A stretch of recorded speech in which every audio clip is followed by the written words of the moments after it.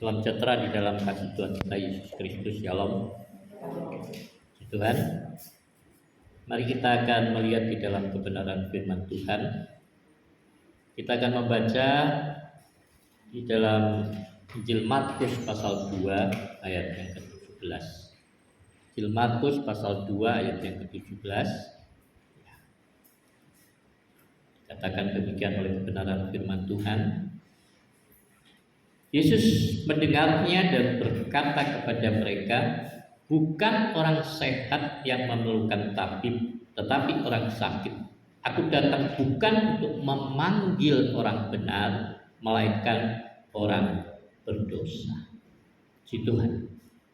Bapak Ibu Saudara, Yesus mengajarkan kepada kita bahwa Tuhan itu memanggil bukan orang benar, tetapi dikatakan Tuhan itu memanggil orang berdosa. Yesus menganalogikan itu seperti orang sakit yang memerlukan dokter.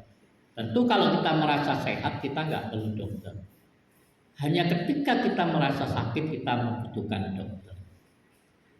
Hari-hari ini ada banyak orang-orang Kristen, banyak hamba Tuhan, banyak pendeta di media sosial, di YouTube, di TikTok, mulai saling menghakimi satu dengan yang lain.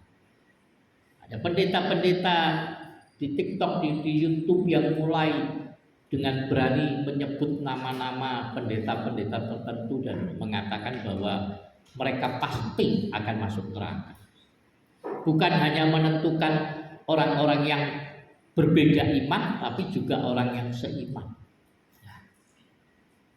Ada orang-orang hamba-hamba Tuhan juga mulai menyerang dan mengatakan bahwa seorang penginjil apologit Kristen itu adalah seorang penyusup yang sengaja disusupkan untuk berpura-pura menjadi, ya orang bilang mutadid begitu. Nah, salah satunya itu teman saya itu Lina Wijaya. Nah, sehingga saya mengenal Ibu Lina ini, sehingga seorang teman membiak saya lalu menanyakan kepada saya pendapatnya tentang Ibu Lina ini. Karena seorang hamba Tuhan yang mengklaim dirinya sebagai nabi yang ke-26 dia mengatakan bahwa Ibu Lina ini adalah penyusup, disusupkan oleh Ustadz Zuma, katanya gitu ya. Saya katakan sama teman ini, saya nggak tahu masalah itu dan saya nggak terlalu ingin tahu. Tetapi Rasul Paulus sendiri mengatakan atau mengajarkan kepada kita bahwa entah orang itu memberitakan Yesus itu dengan maksud yang benar atau maksud yang palsu, kita tetap harus bersyukur untuk itu. Saya katakan sedikit banyak ada orang-orang yang memang saya lihat di TikTok itu mengomentari bahwa dia mengenal Kristus melalui pelayanan itu. Tetapi masalah pribadinya, kalau dia melakukan hal yang salah, ya itu bukan urusan saya. Ya, saya nggak mau berbicara lebih jauh daripada itu. Nah, sayangnya ada banyak orang hari-hari ini, mungkin itu di antara kita, yang kita merasa sudah tidak lagi memerlukan Tuhan. Ya. Kita udah merasa diri kita benar, kita udah merasa jiwa kita, rohani kita sehat. Itu sebabnya firman Tuhan mengingatkan kita di dalam Ibrani 10 ayat 25 bahwa janganlah kita membiasakan diri seperti yang dilakukan oleh beberapa orang yang membiasakan diri untuk meninggalkan ibadah. Banyak orang merasa tidak perlu untuk beribadah. Ya. Banyak orang merasa bahwa ibadah itu tidak ada gunanya, tidak ada manfaatnya. Toh saya tidak beribadah juga, hidup saya nyaman-nyaman saja. Toh saya tidak mengerjakan kebenaran kehendak Tuhan, hidup saya tetap diberkati oleh Tuhan. Ya. Nah. Kadang orang merasa bahwa mereka tidak membutuhkan Tuhan. Hidup saya baik-baik saja, bahkan tanpa Tuhan. Oke, itu mungkin benar saat ini. Tetapi firman Tuhan mengajarkan kepada kita bahwa ibadah itu berguna di dalam segala hal, baik untuk hidup kita di dalam masa ini, terutama untuk hidup di dalam masa depan. Ada banyak orang tidak merasakan bahwa ibadah itu berguna untuk hidup sekarang ini. Oke lah, tidak masalah dengan pendapat orang. Tetapi seharusnya kita berpikir bahwa ibadah kita itu berguna untuk hidup kita yang masa akan datang. Kalau saya bertanya kepada orang-orang, saya bertanya kepada mereka, mengapa mereka beribadah? Ada banyak orang ketika ditanyakan mengapa mereka beribadah, memberikan jawaban-jawaban yang secara umum. Oh ya, karena itu kewajiban saya sebagai orang beragama, maka saya beribadah. Tetapi sebenarnya jawaban yang paling tepat mengapa kita beribadah, karena kita merasa bahwa ibadah itu memberikan jaminan kepada kita, kalau nanti kita mati, kita akan masuk surga. Jadi ibadah itu sebenarnya kalau kita lakukan bukan untuk tujuan masa sekarang, tapi nanti ketika kita mati, kita punya jaminan kita akan masuk surga. Karena kalau kita beribadah hanya untuk kepentingan kita hari ini, maka sebenarnya ibadah kita itu sia-sia. Banyak orang beribadah karena berpikir bahwa dengan ibadah dia akan diberkati, bahwa dia mengiring Tuhan, mematuhi perintah Tuhan, kita akan diberkati. Dan kalau kita bicara berkat itu lebih seringnya kita bicara soal uang. Sehingga ketika keuangannya tidak diberkati, banyak orang marah sama Tuhan.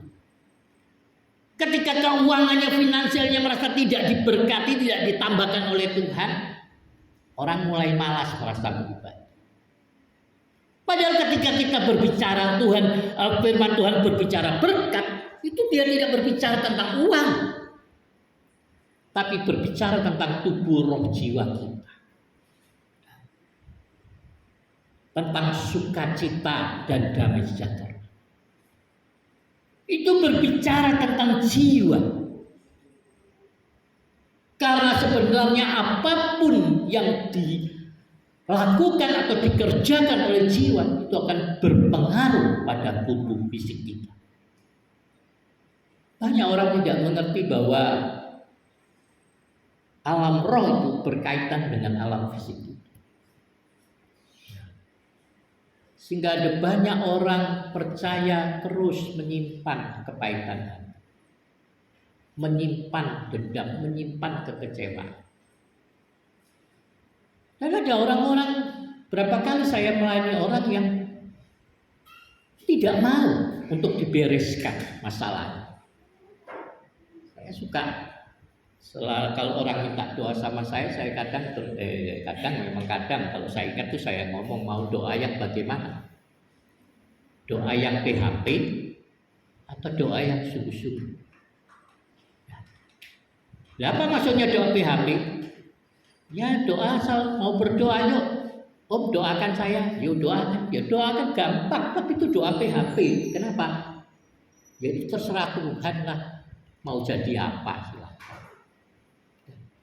Tapi kalau mau doa yang sungguh-sungguh, kita harus berani untuk melakukan pemberesan dengan Tuhan. Kita harus berani untuk mengakui dosa dan kesalahan kita. Kita harus berani untuk melakukan apa yang menjadi kehendak Tuhan.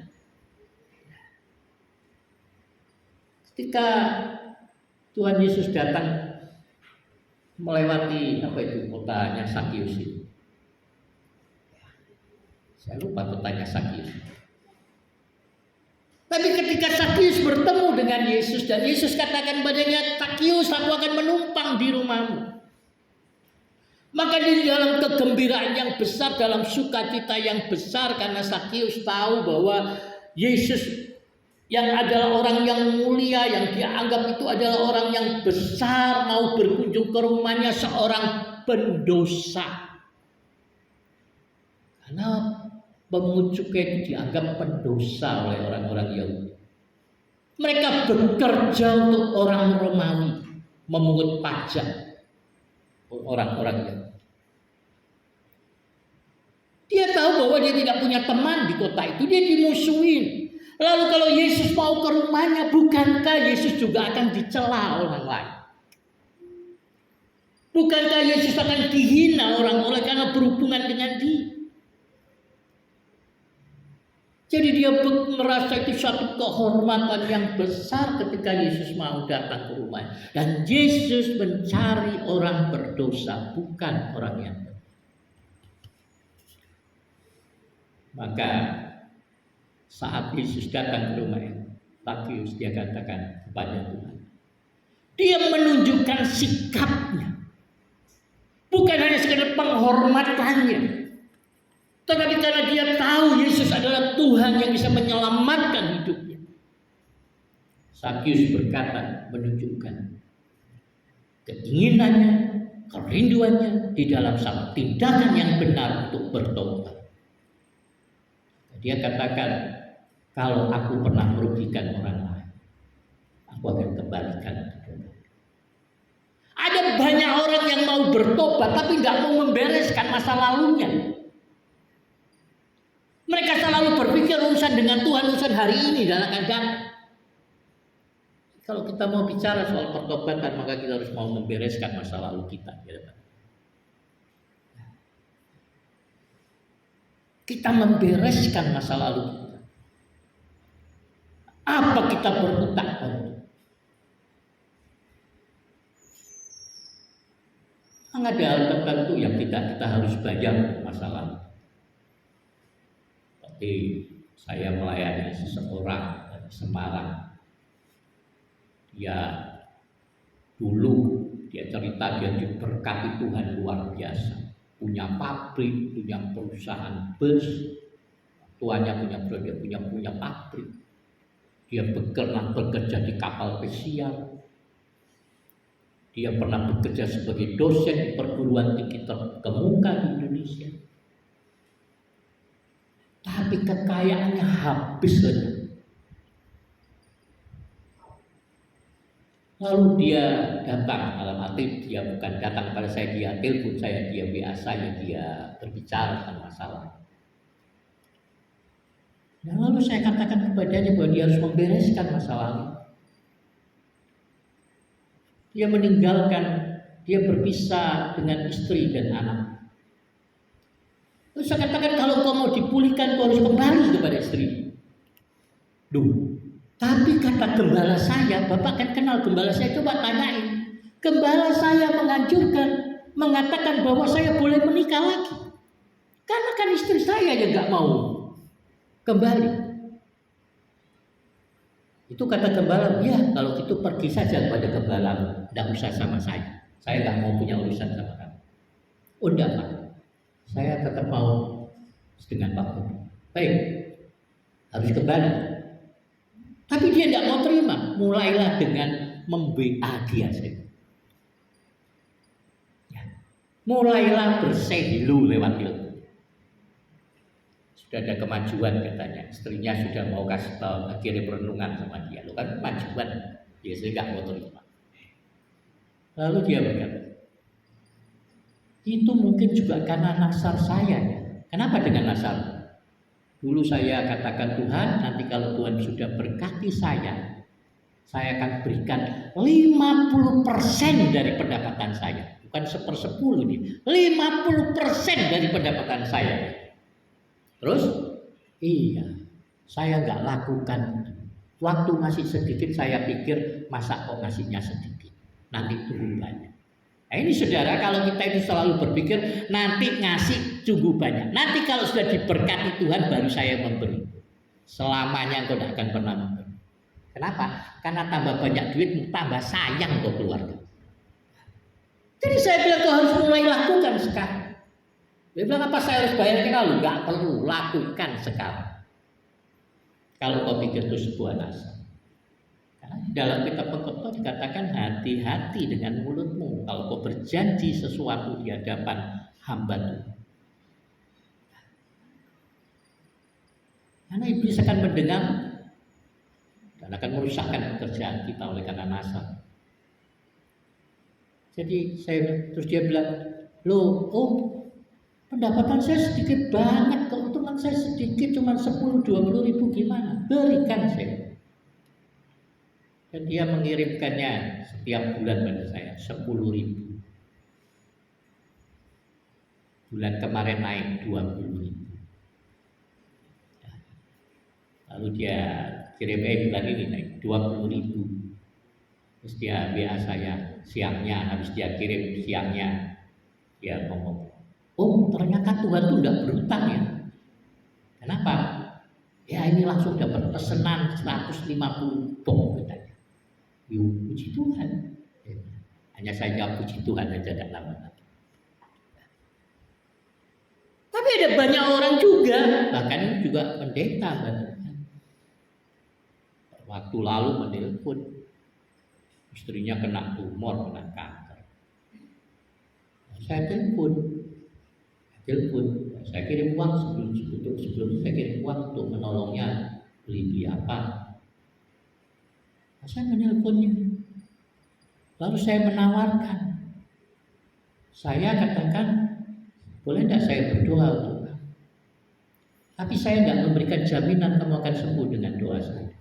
Itu bukan urusan saya, urusan kamu sama. Tapi kan kamu hamba Tuhan, tidak lupa. Ya. Apa? Kan kamu percaya Yesus mati masuk surga. Ya. Lalu saya suruh dia tuliskan seperti biasa, tuliskan apa-apa yang perlu dituliskan. Nanti kalau sudah selesai, telepon saya ya. 2-3 hari baru kemudian dia menelpon saya. Sudah, Om, saya sudah. Terus saya bilang, terus? Tapi Om, saya nggak ada kebencian loh. Nggak ada, katanya. Saya ini orangnya ya sudah. Pernah berapa orang tapi begitu sudah saya udah ampun. Saya bilang kalau biasanya ini yang saya orang layani tumor itu kebanyakan dan sakit hati. Kamu punya kekecewaan nggak saya? Lalu dia menangis.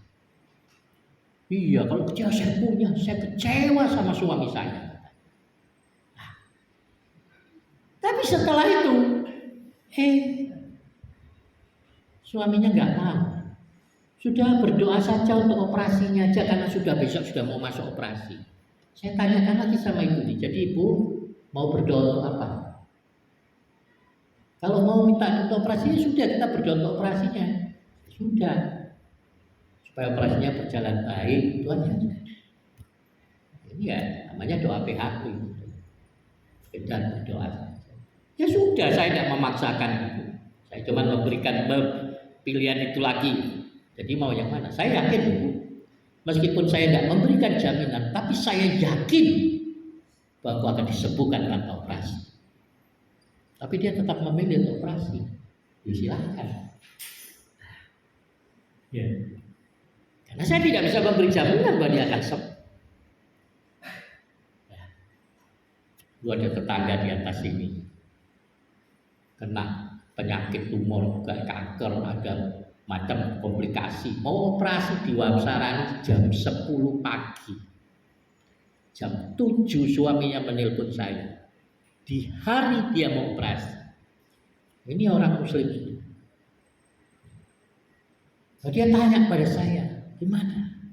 Dia bilang dia enggak, biaya operasi sangat tinggi, 40 juta. Kalau mati lebih mahal lagi, ya harus bawa jenazahnya balik ke kota. Terus saya bilang sama dia, kalau kamu percaya saya, bawa istrimu pulang. Tidak usah operasi. Nah, dia bilang, Pak, jadi Bapak kasih jaminan sembuh? Ya enggak. Dokter kasih berapa? 40%, saya 50%. Oh, mati hidup kan 50%, imbang. Tidak, saya tidak kasih jaminan istrimu sembuh. Tapi jaminannya sama saya, mati atau hidup gratis. Enak loh. Saudara, dia bawa pulang. Dan hari itu juga istrinya disembuhkan. Pernah ke gereja 1 kali saja sebagai tanda terima kasih katanya. Saya melihat bahwa nama Yesus itu nama yang berkuasa. Siapapun orang yang ketika mempercayakan dirinya kepada Yesus, Yesus akan menyembuhkan. Dan seringkali kesembuhan itu tidak berhubungan dengan keselamatan. Karena banyak orang sakit datang minta kesembuhan, tapi tidak ingin diselamatkan. Ada banyak orang percaya yang membutuhkan karena Tuhan dan perlu Tuhan. Ketika di dalam kesulitan, di dalam masalah kita mencari Tuhan, begitu giat mencari Tuhan. Tapi ketika kita merasa sudah diberkati oleh Tuhan, kita sudah merasa baik-baik, sehat-sehat saja, kita tidak lagi mengindahkan Tuhan. Kita tidak lagi mencari wajah Tuhan. Karena kita merasa hidup kita baik-baik saja. Bapak Ibu Saudara, dunia ini tidak akan menjadi semakin baik dan dunia ini tidak sedang baik-baik saja. Tanda-tanda kedatangan Yesus itu sudah begitu nyata. Tuhan bilang ada peperangan, bencana alam, gempa bumi, dan kelaparan di berbagai tempat. Belum lagi tanda untuk sistem mata keuangan antikris. Ini sedang mulai digenapi. Kemarin saya ke pasar Rawa Indah nggak bawa duit untuk potong ayam. Tapi istri saya WA suruh beli tomat, kentang, lombok sama tempe. Duitnya kurang. Maka saya pergi ke tukang jualan langganan saya dengan harapan kalau kurang ya utang dulu. Dia bilang nggak usah utang, bayar pakai ini aja. Dia tunjukkan kuiris. Orang jual lombok sudah pakai kuiris. Dan Joshua kemarin sama saya, iya Pak, itu pemerintah sudah canangkan tahun 2030 uang kertas itu tidak akan lagi beredar. Semua uang ada di HP kita. Ini sistem keuangan yang dirancangkan untuk pemerintahan itu. HP bisa hilang, bisa habis baterai. Di dalam pemerintahan antikris, sistem keuangan itu ditanamkan di tubuh kita, tangan dan tidak. Las Wahyu mengatakan bahwa tanpa tanda itu tidak ada seorang pun bisa membeli atau menjual. Itu sistem keuangan. Bukan hanya sekedar keuangan, tapi sistem kita akan terkait dengan KTP kita, nomor kependudukan kita, kartu kesehatan kita, semua sama.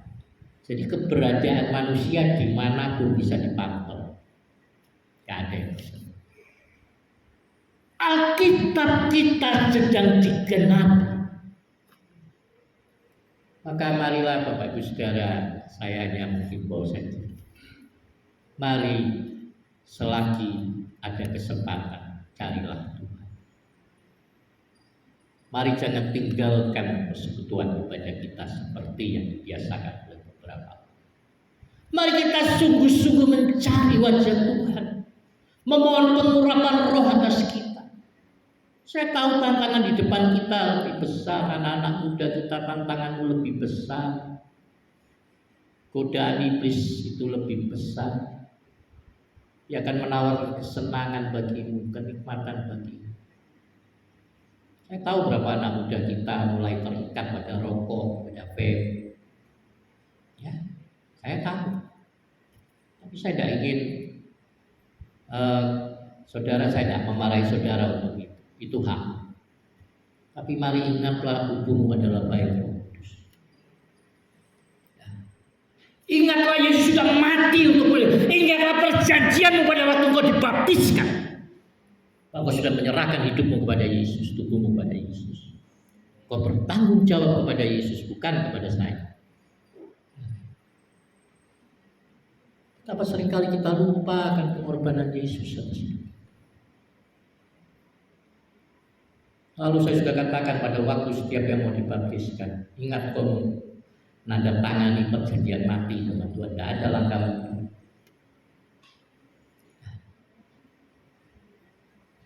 Ya. Saya selalu menekankan kalau tidak siap jangan baptis. Pilihan kita. Ya. Tapi mari tolonglah. Itu bukan untuk kepentingan siapapun.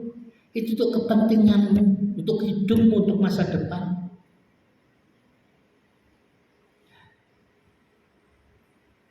Tapi entahlah, kalau kau merasa hidupmu baik-baik saja tanpa Tuhan, silahkan. Itu pilihan di tangan kita masing-masing. Saya hanya mengajar, menyarankan, menghibur, memotivasi, tapi pilihan itu kembali di tangan kita masing-masing. Apakah kita mau mengerjakan kehendak Tuhan? Kita mau melakukan apa yang Tuhan mau? Itu semua di tangan kita. Ya, di tangan kita masing-masing. Apakah kau mau menaruh hatimu kepercayaan kepada Yesus, atau kau mau menaruh hatimu kepercayaan kekayaanmu di dunia ini? Itu kembali pada pilihan kita masing-masing. Saya mau belajar untuk menaruh hati saya kepada Yesus. Saya belajar hari Rabu yang lalu saya ke Samarinda.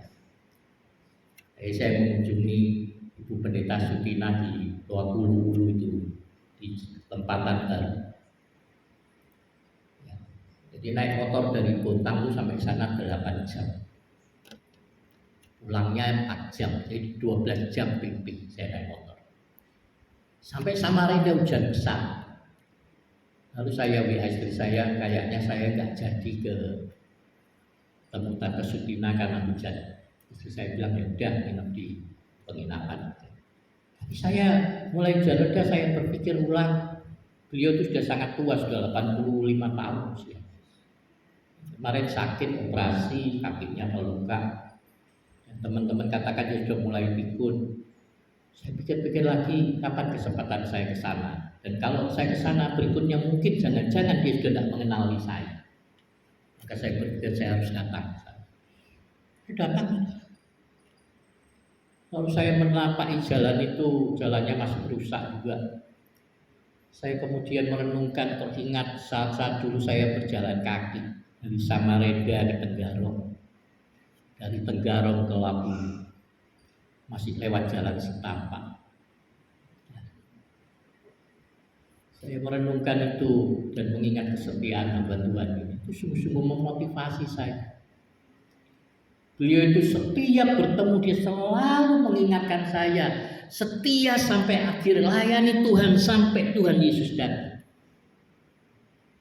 Maka saya tidak pernah perhitungan kalau melayani pekerjaan Tuhan.